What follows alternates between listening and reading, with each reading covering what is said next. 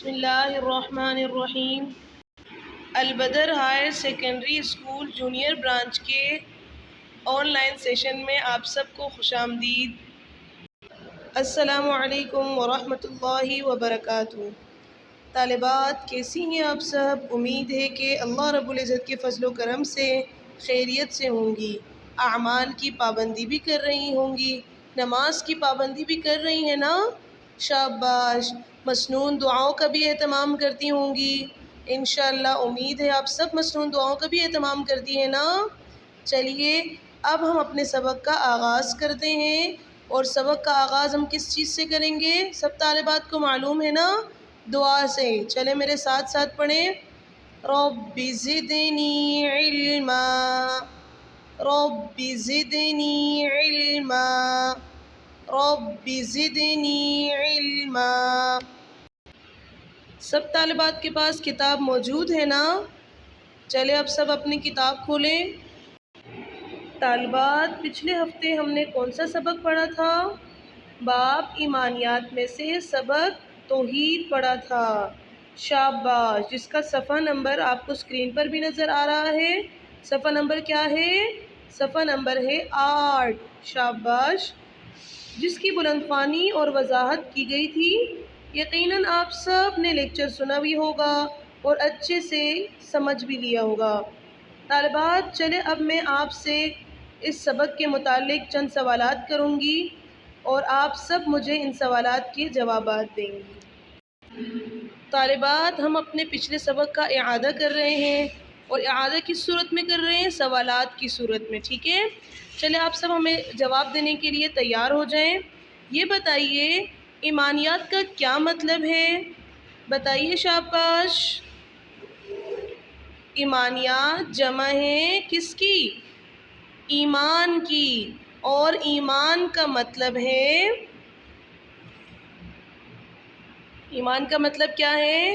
ایمان کا مطلب ہے ہر مسلمان کے لیے جن باتوں پر دل سے یقین رکھنا ضروری ہے، ان کو کیا کہتے ہیں؟ ایمانیات کہتے ہیں۔ شاباش۔ اچھا بتائیے طالبات توحید کسے کہتے ہیں؟ یقیناً اس کا مطلب تو تمام طالبات کو معلوم ہوگا، ہے نا؟ شاباش۔ توحید واحد سے نکلا ہے، بمعنی ایک، یعنی توحید کا معنی ہے اللہ تعالیٰ کو ایک ماننا، اس کے ساتھ کسی کو شریک نہیں ٹھہرانا۔ بتائیے کسی کو شریک ٹھہرانا چاہیے اللہ تعالیٰ کے ساتھ؟ نہیں، اللہ تعالیٰ کے ساتھ کسی کو شریک نہیں ٹھہرانا چاہیے، اور اس کا شریک نہ ٹھہرانا، اللہ تعالیٰ کو ایک قرار دینا، یہ کیا ہے؟ توحید ہے۔ چلے پیاری طالبات اب مجھے بتائیے شرک کسے کہتے ہیں؟ چلے شاباش، ایک ساتھ جواب دیں۔ شرک کسے کہتے ہیں؟ شرک مطلب ہوتا ہے شریک ٹھہرانا، یعنی اللہ تعالیٰ کے ساتھ کسی کو شریک ٹھہرانے کو شرک کہتے ہیں، ٹھیک ہے؟ اچھا یہ بتائیے کہ عقیدے کا مطلب کیا ہے؟ عقیدے کا مطلب تو سب کو معلوم ہے نا؟ شاباش طالبات، تمام طالبات جواب دیں۔ سب نے لیکچر اچھے سے سنا تھا نا؟ عقیدہ عقد سے ہے، بمعنی گرہ لگانا، یعنی دین سے متعلق کسی بات کا خوب دل میں جم جانا کہ اس کے خلاف سوچنے سے دل پہ چوٹ لگے، جیسے ہم تمام مسلمانوں کا توحید کے بارے میں عقیدہ ہے، ٹھیک؟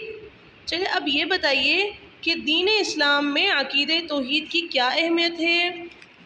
شاباش طالبات، لیکچر میں ٹیچر نے بہت اچھے سے اس کی وضاحت کر دی تھی نا؟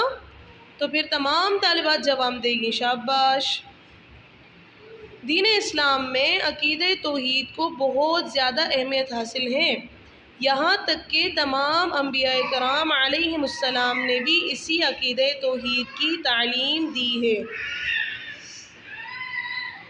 طالبات اب مجھے آپ یہ بتائیے ہمیں اللہ تعالیٰ کی قدرت کی نشانیاں کیسے پتہ چلیں گی؟ شاباش، تمام طالبات جواب دیں گی، کوشش کریں کہ سب طالبات جواب دیں۔ پیاری طالبات، ہم دنیا میں دیکھتے ہیں کہ دنیا کا سارا نظام اچھی طرح چل رہا ہے، چاند، سورج، ستارے سب اپنے دائرے میں گردش کر رہے ہیں۔ کبھی سورج مغرب سے طلوع ہوا ہے؟ نہیں۔ نہ مشرق میں غروب ہوا سورج، نہ کبھی چاند صبح طلوع ہوا، نہ کبھی سورج رات میں۔ اسی طرح سردی، گرمی، خزاں، بہار، تمام موسم اپنے اپنے وقت پہ آتے جاتے ہیں۔ یہ تمام باتیں کیا ہیں؟ اللہ تعالیٰ کی قدرت کی نشانیاں ہیں۔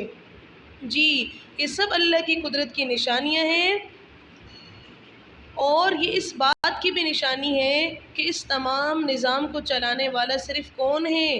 ایک ذات واحد ہے، اور وہ کون ہے وہ ذات واحد؟ صرف اللہ تعالیٰ کی ذات ہے۔ امید ہے طالبات آپ سب کو سبق مزید اچھی طرح سمجھ آ گیا ہوگا۔ آپ سب گھر میں اللہ تعالیٰ کی بڑائی کے کلمات یاد کریں گی اور بار بار دہرائیں گی، ٹھیک ہے نا؟ جزاکم اللہ خیرا۔ السلام علیکم ورحمۃ اللہ وبرکاتہ۔